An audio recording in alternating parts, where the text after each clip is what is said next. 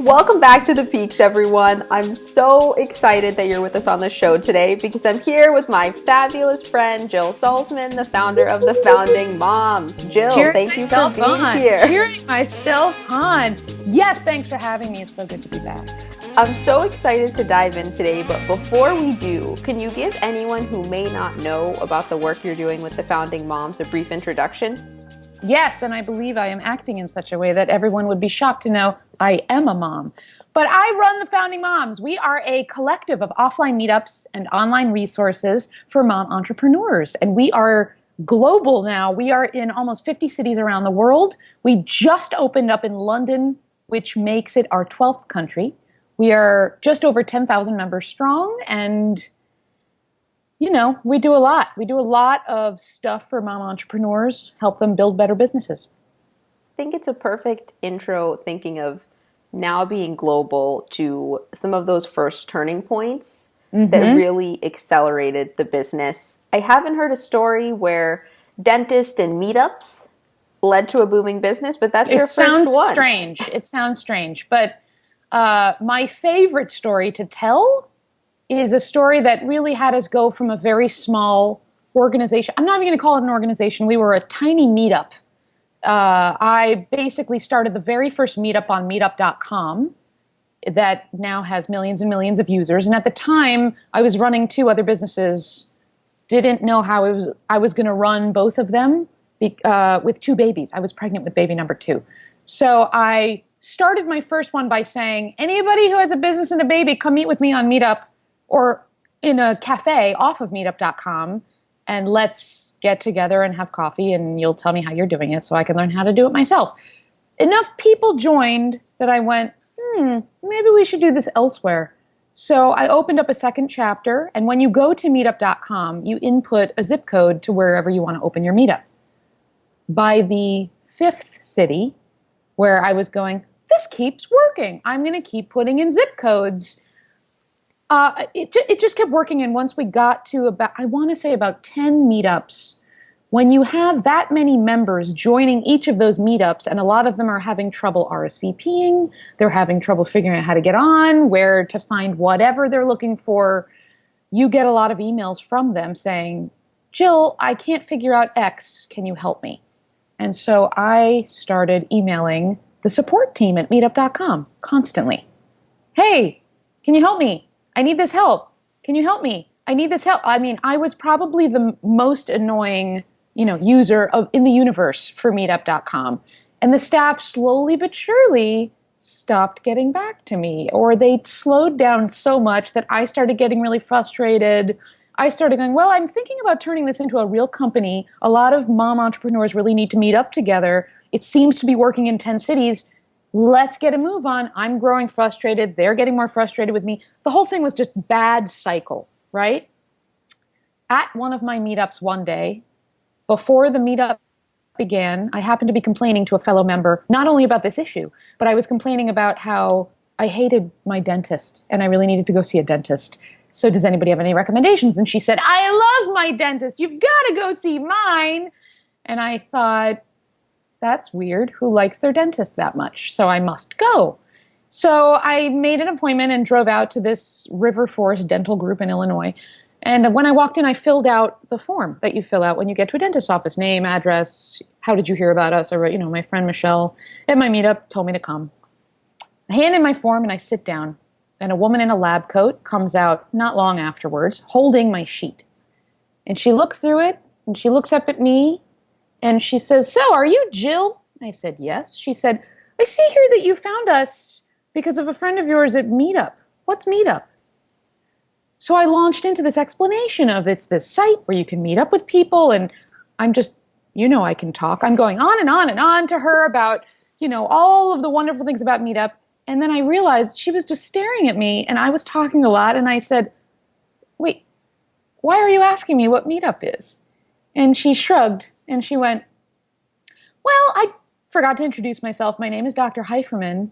I'm going to be your dentist, and my brother, Scott Heiferman, is the founder and CEO of Meetup.com. No way. And I went, excuse me? And she's a tiny, diminutive little thing who's a dentist. And so I went, what? And she repeated it. And I said, you have got to be kidding me. So I launched into all of these tech problems we've been having. And I'm trying to do this in a lot of cities. And could you please help me? And could you please give me Scott's info? And I need to talk to him. So she goes to the back room and she calls her brother, who I believe happened to be at the big TED conference in California that day. Once he heard why his sister was calling, I think he hung up on her because why is she calling about some patient, etc. And she eventually sort of, it was like a drug deal. She sort of like scribbled his email address and slipped it to me after I left the appointment. I went home and I emailed Scott, and fortunately, he's amazing. He emailed me back and he said, I'm going to introduce you to a woman at Meetup who is going to be able to help you. And the best part about the whole story is that after a bunch of emails with him, he then hooked me up with a wonderful woman named Laura. We worked together for years. We still work together. But about 6 months later, I was headed to New York City, and I emailed Scott and I said, would you mind if I just stop by? Just give me a hug. Thank you for starting this thing that I'm building my company on. And he said, sure, stop by. So I went to the headquarters. I was dressed in jeans, and I showed up and I, ding dong. Hi, I'm here for Scott. I just want to give him a hug. And they said, oh, you're Jill? And they escorted me into the meetup.com headquarters conference room where, unbeknownst to me until I walked in, he had amassed the entire meetup.com staff to sit there and grill me with questions because apparently I learned that day that I was the biggest account holder of meetups in the world. Nobody was chapterizing it. So it was so incredible because of my dentist. So, I mean, really the moral of the story, when I love to tell that story, the point is tell everybody what you're doing all the time because you never know where the help is going to come from. But I think because of that chance encounter, we were able to chapterize really successfully and continue to do so because they really paid attention to how to make it easy for us. And we were helping them get lots of members. So win-win. That is crazy. I love that. I can't believe I didn't know that. I'm sorry I didn't tell you before, but yeah, it's fun. I'm glad that you mentioned the chapters part because something we were just talking about is how different it was expanding to your first city, so meetup number 2, compared to how big you guys have grown now. Before we dive into today, can you tell us about that meetup number 2? Oh man, we have changed so much. It's nuts, and yet not so much different than it once was. But at the very beginning, really, what's interesting to me is how much I have changed from the beginning. Because when I went to my first meetup, it was not to launch an organization called the Founding Moms. It was out of self-interest to learn how to build a business while raising a baby. So when I walked in, I had no agenda. I had no plan. I was just thrilled to see other people in the room. I didn't even have any expectations, no goals written down, nothing. I just walked in and hoped for the best and was thinking, this will be fun. And it was. We sat down together. It was, in regards to success, it was enough of a success that people came back the next month. But there was no direction. There was no nothing except a cup of coffee in front of each of us, all very hopeful that we'd all learn something from one another. And I have learned over time that is not nearly what you need when you're planning a good meeting, when you're running a company and you need outcomes. So if you fast forward from our very first meetup to how we do it now, if you, Jenna, had come to our first meetup, I'm not sure you would see things so differently. The only difference is you might be holding a piece of paper that has our agenda on it for the meeting, but your experience would be very similar. Mine is very different. So I come in now, I'm obviously much more comfortable commanding the whole event, but we have goals. We have things we want to get accomplished. We know much more about how people want to feel heard at the meetup. We know that people would like familiarity with what they're doing. They like to feel understood, that we know what it's like to run a business and have a kid at the same time. There's lots of little bits and pieces of intel we've picked up over the years that we just didn't know at the beginning. I love that I keep saying we, that I didn't know at the beginning. Well, I think what's so important about that is when you said, had I gone as a member, then and now, I would have still had the same type of experience. Yes. How did you integrate structure without taking away the comfort and the openness and the dialogue? the structure is much more in my head and on that piece of paper on the agenda than it is given or offered to you as a member. So when you walk in, or client or customer, whatever you want to call it, because I'm trying to think about this for any business, I loved that we began as something that was comfortable for me and I would have wanted to attend. And so I wanted to keep that is sort of the bread and butter of how we are known, what we do, how we've grown our brand, is that no matter how large we get, no matter how international, no matter what press we get, that's amazing. When you come to the meetup, it feels very comfortable. It feels like we're all just hanging out in Starbucks, learning something together, but it's not as big and grand as the press that we have, or as, the reputation that we might have. It's a very different experience in the way that you feel it when you're there, if that makes any sense. It makes total sense. Okay. For you, I want to dive into your experience.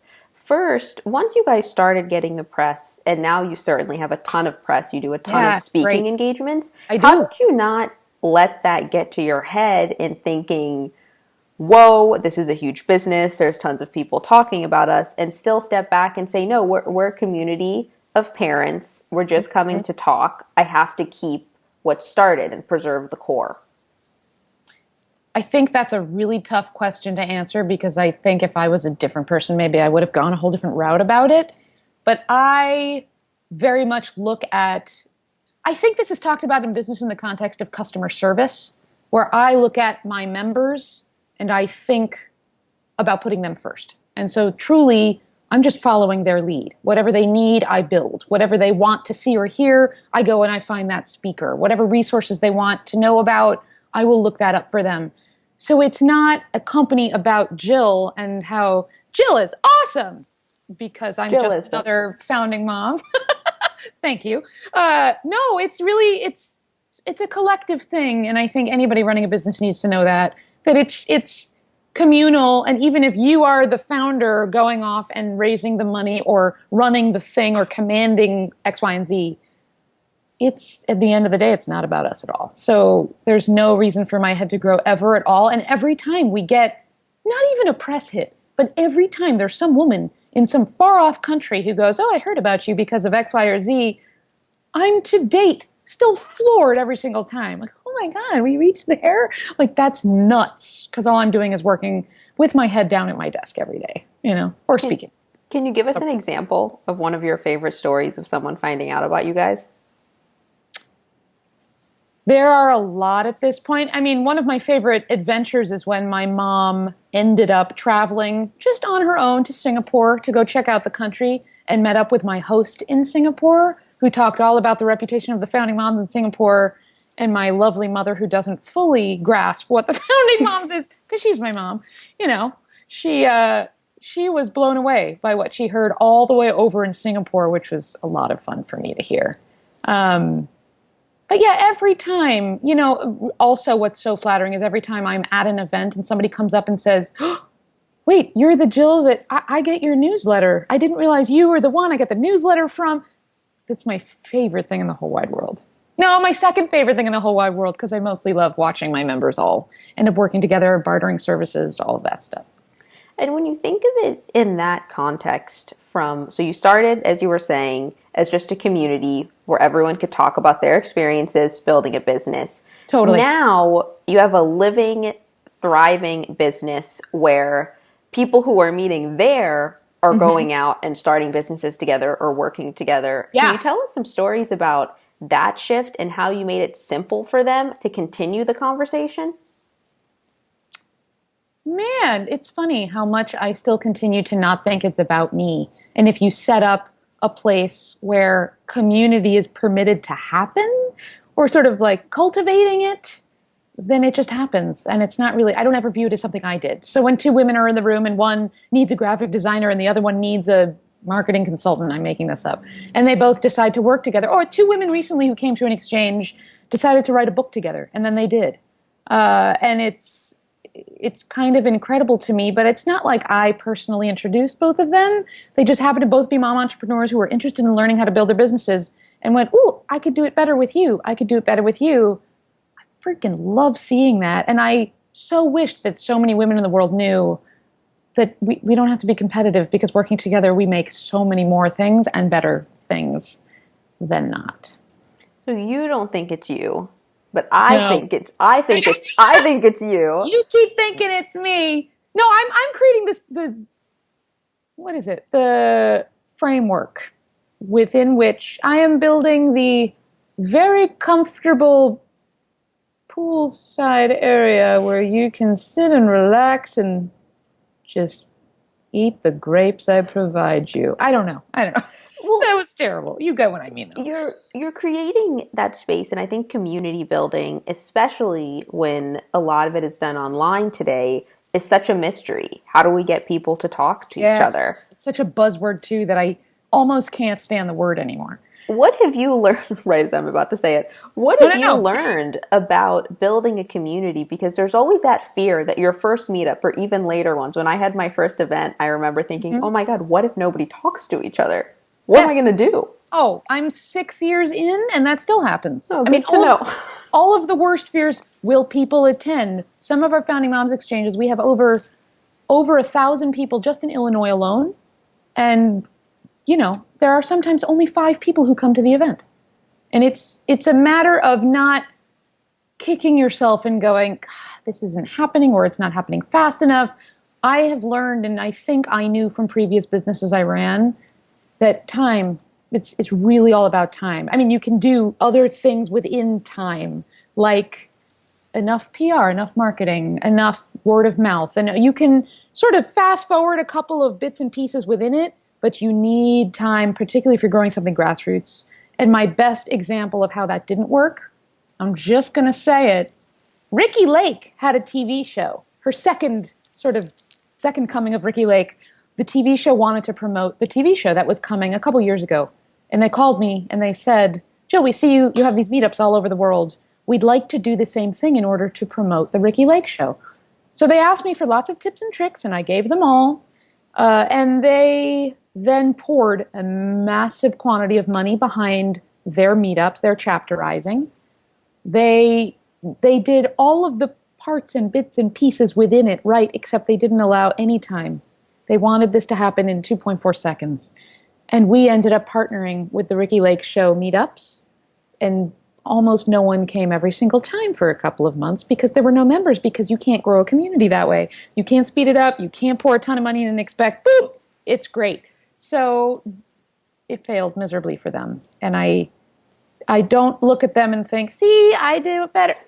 It just that I wished I could say to them, you guys, you can't do this under a time crunch. Perhaps if you are Sheryl Sandberg and you have Facebook power and you have these lean-in circles, maybe you can do it, sort of, but that's like a total exception. I'm really glad that you mentioned time, because I think that's such a critical piece of the whole growth theme. Everyone thinks their business is going to grow overnight, and if not overnight, in 6 months. Wait, did you get that? I'm rolling my eyes. No. I mean, you know what, though?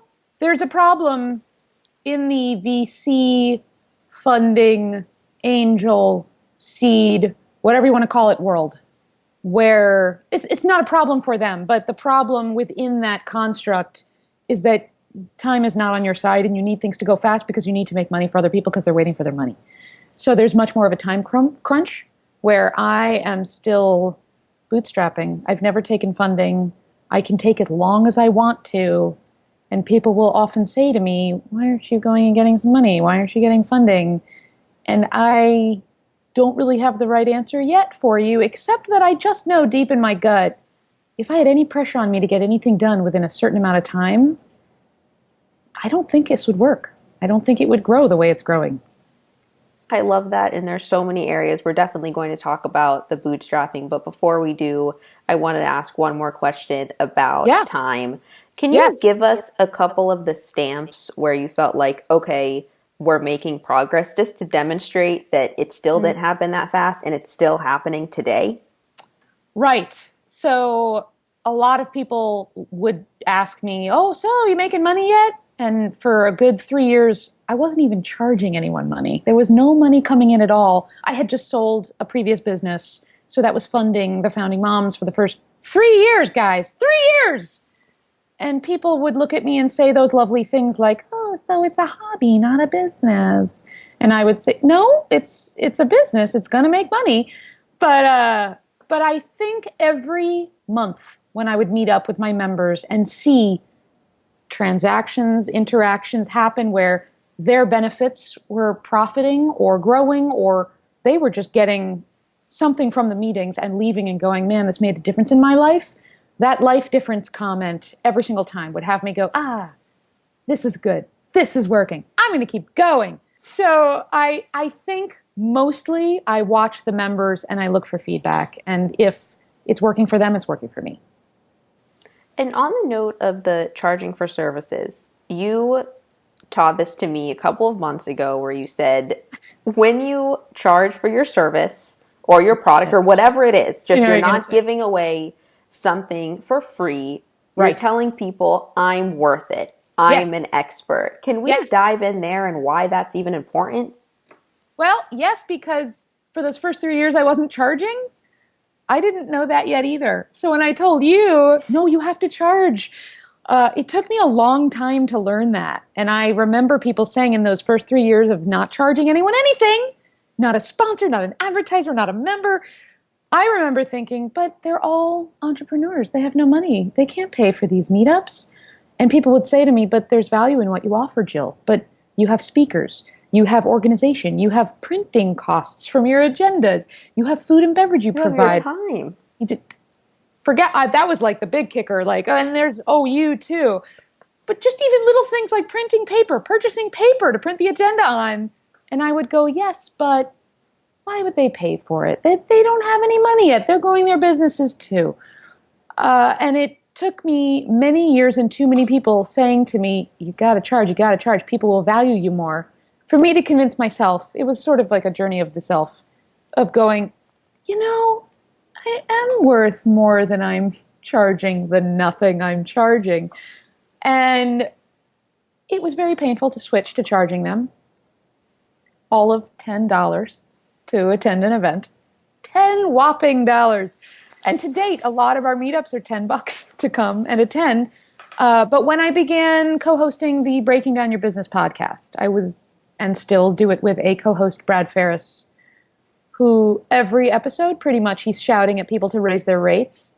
And something clicked. Something clicked one day while we were taping an episode, and I went, yeah, I think seeing other people not do it, I went, they're worth it. They're so valuable. And years now, 3-4 years of me watching women come in and say, well, I charge $14 for a logo, would drive me crazy. So I think for me it was the collective of my co-host Brad shouting at me, all of these women, and watching them undervalue themselves, that I realized, wait a second, I'm doing it too. So I changed my tune.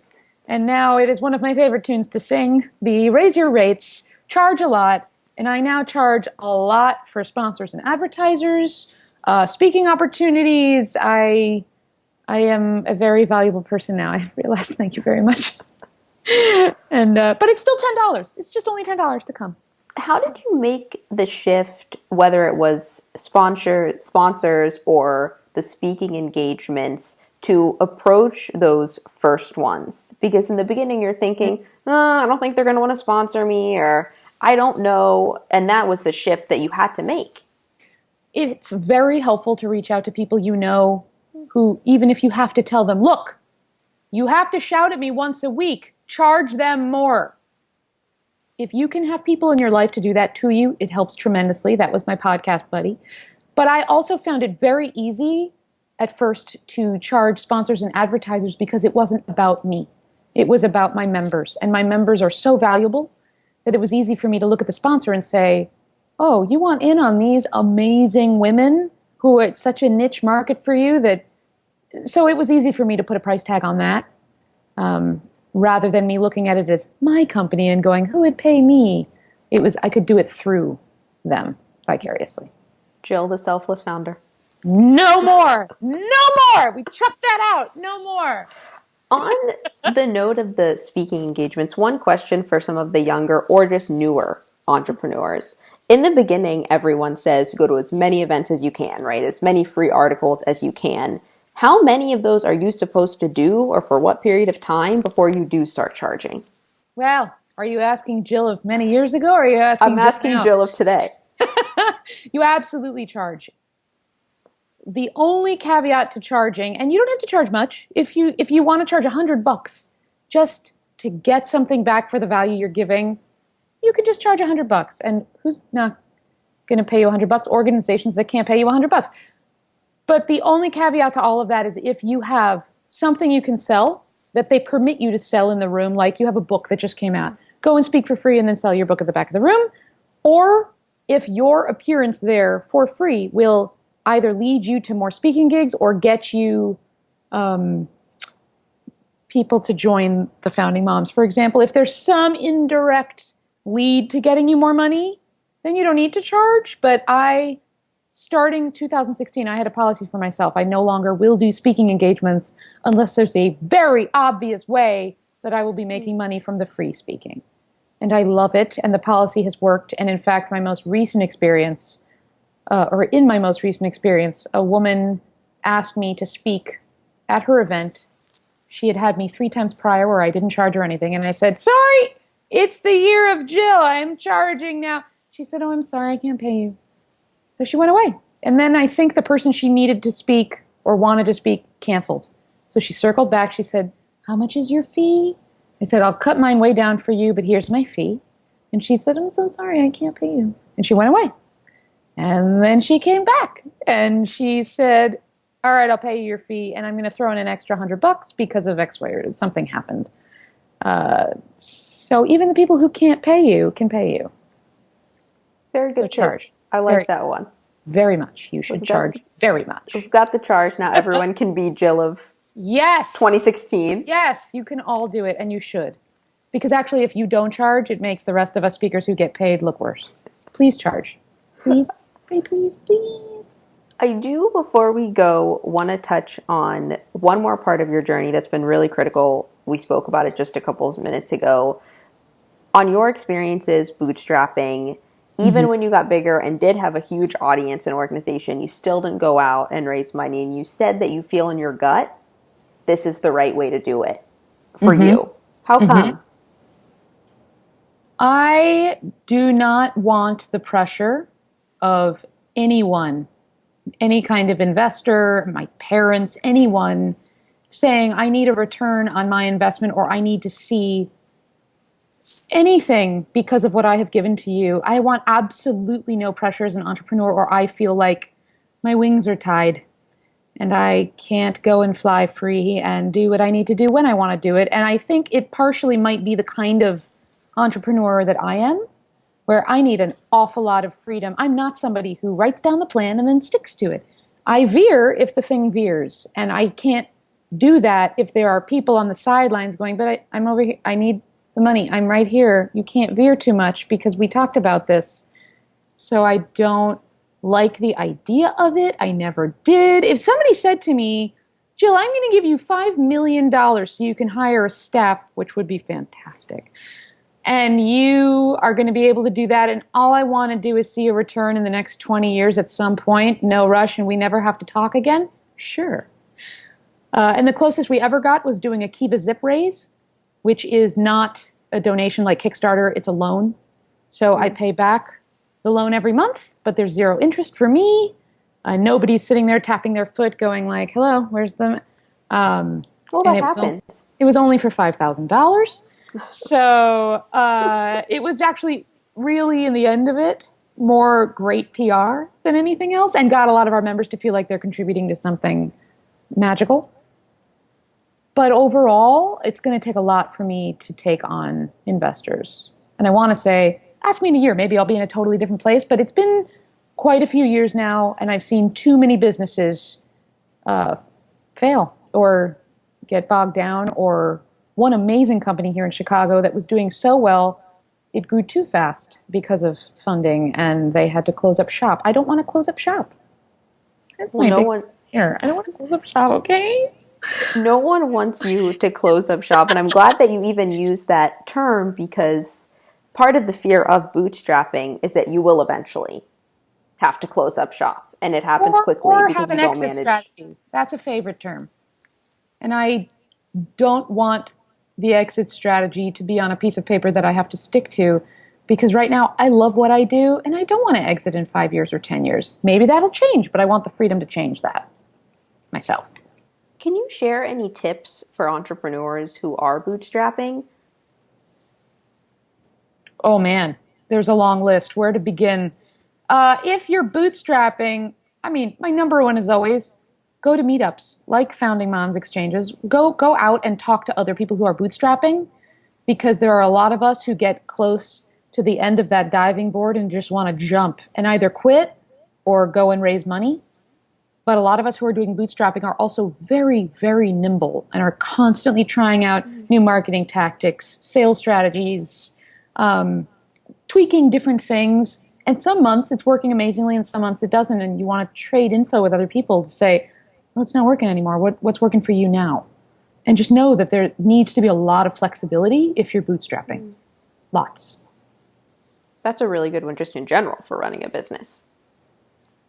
Yes, I think that's my argument, and maybe people who are funded would argue against what I'm saying, but that's what it always seems to me, is that if you're funded, there isn't much flexibility. You can't have it because that's sort of the demand of being funded, is that, no, you have to be beholden to people in a time frame, etc. And I don't even mean that in a bad way. It's just not for me.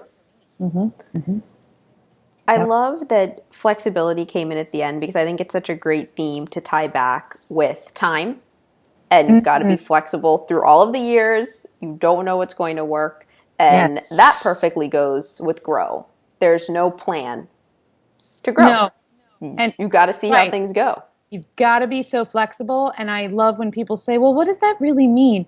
I don't know, because you have to be flexible enough to know that the term flexibility changes. There's just so much change. And for some people, it feels really good because they love all the change. And for some people, it's terrifying. And for some people, it's too much of a roller coaster ride. But for me, what comforts me is knowing that everybody who's bootstrapping, we're all in the same roller coaster ride and nobody's having a better time or a worse time than you. It's the same change for everybody, just at different periods. You know what I mean? I love it, and I think you're such a great example of all of those things, and how incredible the founding mom has become and will continue to become with everything that's coming, even just in. From your mouth, I hope so. And here's what's really bizarre about Skype. I just hit with my foot a leg underneath my table, and I thought I hit your foot. It's just, we have this amazing connection. It's the love of chocolate. It's so amazing. Oh, do I get to show my chocolate? You do. She brought these just for me. I thought I kicked your foot. Oh my God, I have so much chocolate. Is this gross to show people? It's not gross at all. How much? I buy cacao in 5-pound bags. Proud chocolate. May this all go to my hips. Yeah. Jill, I couldn't be more grateful to have you for this series. I wish I could interview you. I love talking to you. Every day. Before we go, what's the best way for everyone to stay up to date with you personally, and then also learn more about the Founding Moms, how and where they can get involved? Depends on what your favorite place of action is. We are at foundingmoms.com in general. But I'm an Instagram gal, so I'm at Founding Mom there. I'm at Founding Mom on Twitter. We are the Founding Moms on Facebook. Fantastic. Thank you so much. Thank you so much as always. Bye. Mwah!